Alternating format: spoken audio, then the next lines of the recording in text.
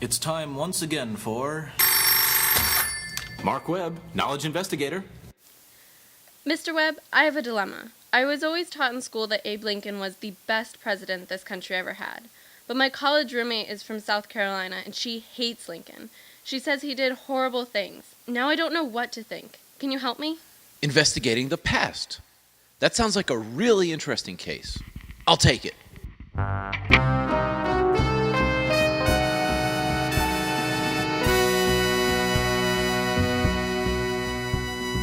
Journey through all of human knowledge and see how it's all related as you follow the adventures of the man with the action-packed brain case, America's fabulous freelance knowledge investigator.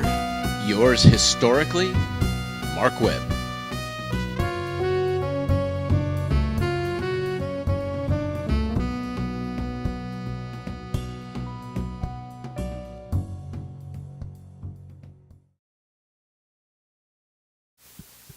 As any student of United States history knows, the Civil War tore the nation apart because the two sides fought for more than the control of territory and boundaries. The industrialized North represented modernization and progress.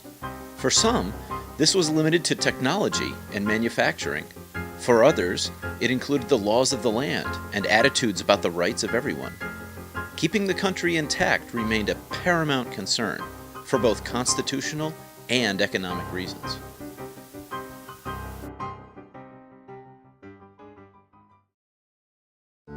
The agrarian South stood for tradition. This included the way it made money, the source of its free labor, and the principled fight of the American Revolution 45 years earlier. Southerners felt that their relationship with the U.S. government was the same as that which existed between Great Britain and the colonies. They took their inspiration from John Locke. When a government fails to protect the property of its citizens, the citizens must make a new government that does.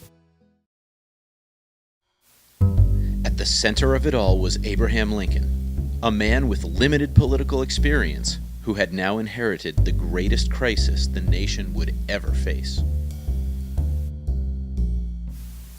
Everyone recognizes the importance of his role. There are monuments to him in places where he has no direct connection.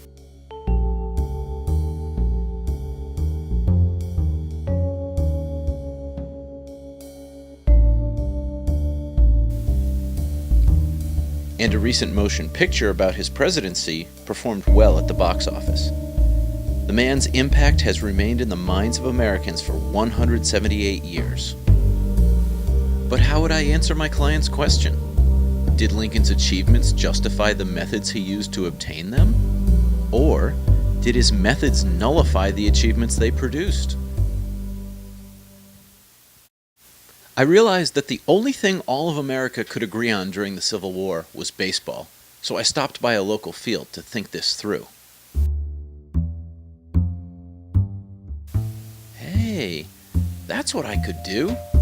I could keep score between Lincoln's pros and his cons. That way I could decide whether he was good for America or not.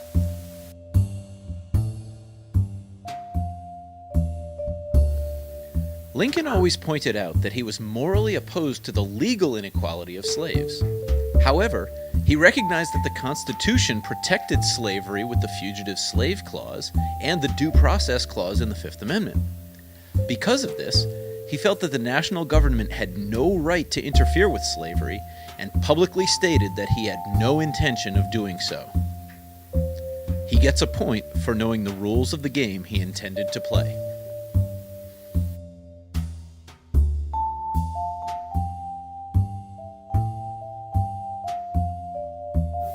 Lincoln was the least radical of the major Republican candidates seeking the nomination in 1860. Although virtually no one expected him to get the nod, the party took a chance on someone who might not completely alienate the South. Point for intersectional appeal.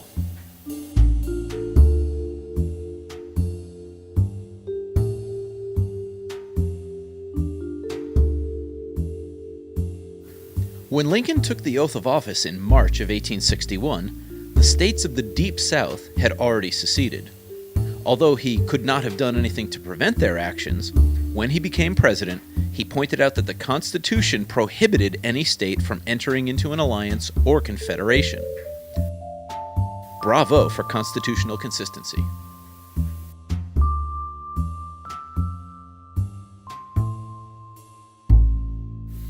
Even though Lincoln had promised the Confederacy that he would not be the aggressor in starting a war, he was not averse to provoking them into shooting first. When he sent supplies to provision the federal Fort Sumter off the coast of South Carolina, he forced the Confederates to defend their territory against what they saw as an invasion by a foreign country. But rewind 13 years, and we find young Whig Representative Lincoln criticizing President James K. Polk for provoking the war with Mexico. Polk had purposely moved U.S. troops into territory claimed by both countries to force the Mexican army to shoot first. -1 for reusing a Polk tactic.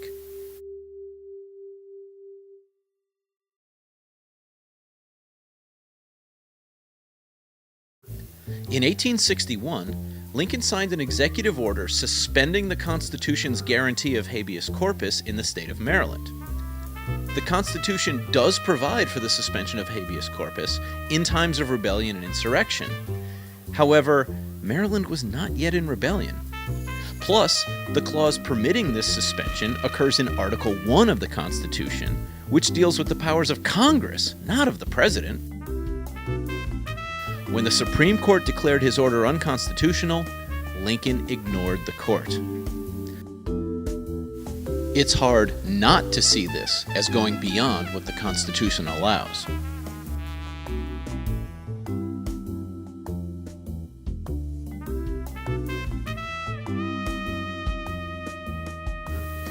Lincoln also limited freedom of the press in the North to curb criticism of his handling of the war.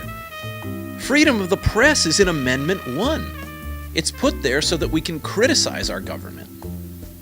Once again, Lincoln may have gone too far.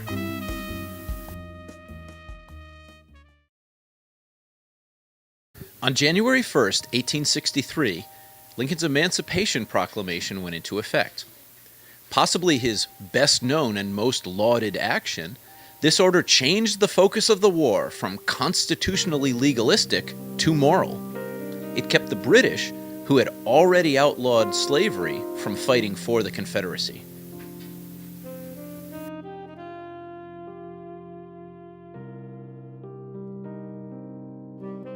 But Lincoln's order only applied to territories in rebellion. The Confederacy did not recognize his authority, so no one there rushed to free any slaves.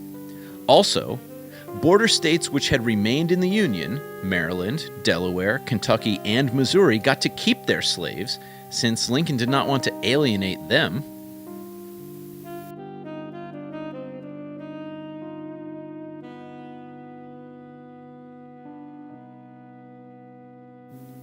Lincoln approved General Grant's siege techniques, which starved out Confederate soldiers and civilians alike, and General Sherman's complete destruction of Southern civilian property during his march to the sea and Carolinian campaign. But these tactics brought about a much quicker end to the fighting than was otherwise possible. Plus, both Grant and Sherman treated Confederates who surrendered kindly.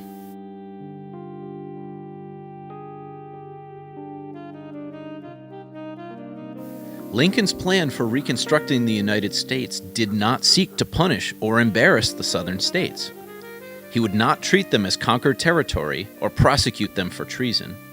His requirements for officially rejoining the Union were minimal. He even requested Dixie be played immediately after Lee's surrender.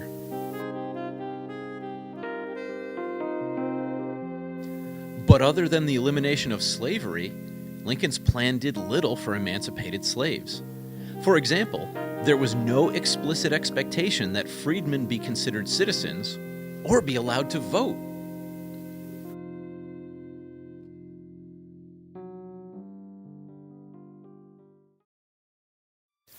And of course, John Wilkes Booth assassinated Lincoln just days after the end of hostilities, so no one knows what would have happened had he remained in charge. This was getting me nowhere. Every time I found evidence for one side, there was more evidence to counterbalance it. I was exhausted, with no conclusion in sight.